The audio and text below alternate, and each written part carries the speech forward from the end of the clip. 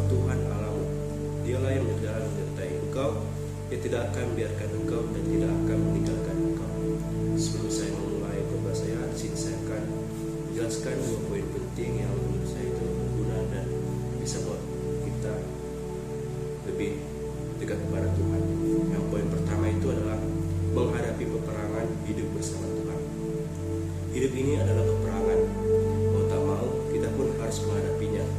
Namun, saat menghadapi tantangan besar yang diri kita pastikan, kerap kali kita pun merasa tegang, bahkan takut. Musa berusia 120 tahun pada waktu ia menyerahkan tongkat kepada Yosua. Bangsa Israel yang sudah terbiasa dipimpin Musa mungkin saja merasa ragu dan takut di bawah kepemimpinan yang baru. Musa melatih kegelisahan mereka. Karena itu, ia pun menenangkan dan memberikan semangat supaya mereka tidak takut dan tidak gemetar menghadapi musuh-musuh mereka.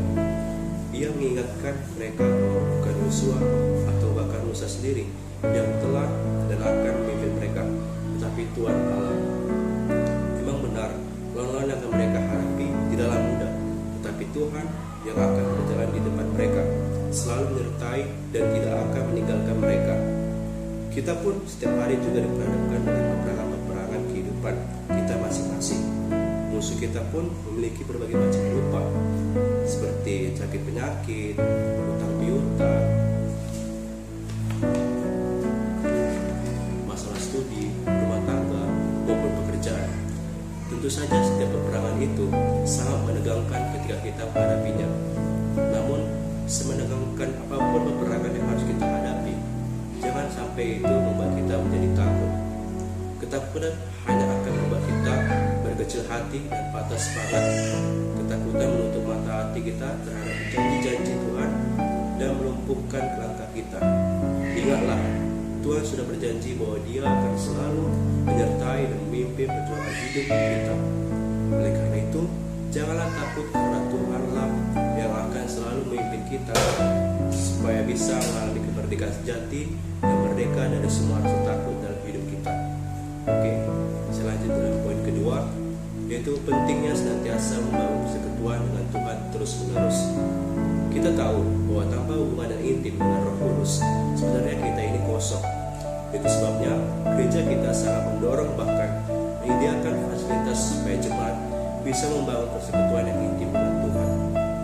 Tetapi sebenarnya untuk sebuah pertumbuhan rohani yang sehat, kuat serta konsisten, kita tidak cukup hanya bersekutu dengan Tuhan sekali di pagi hari saja, melainkan kita harus melakukannya dengan konsisten setiap saat bersekutu dengan Tuhan.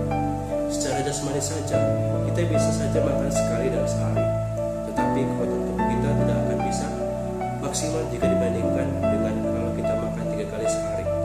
Demikian juga dalam hal minum obat. Kebanyakan obat harus diminum 3 kali sehari supaya tubuh kita yang sakit bisa segera sembuh. Oleh sebab itu, bagaimana mungkin kita bisa berpikir bahwa roh kita bisa kuat kalau kita hanya memberi makan roh kita sekali sehari saja? Kita perlu memberi makan manusia roh kita setidaknya 3 kali sehari, sama seperti kita memberikan makan manusia jasmani kita.